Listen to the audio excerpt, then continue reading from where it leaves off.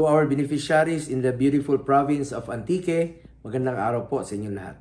First and foremost, let me extend my heartfelt gratitude to the team behind Project Hope, led by National Director Jonathan Cabalejo, for this meaningful initiative. Your dedication to empowering communities through livelihood programs is a true testament to the spirit of bayanihan and public service. Saludo po ako sa inyong lahat. To our beneficiaries, this day marks a new chapter in your lives. The livelihood program being turned over to you today is not just an opportunity, it is a symbol of hope, resilience, and a brighter future for you and your families. I encourage each one of you to make the most out of this opportunity. Use it to build a better tomorrow and uplift not only your own lives but also your communities.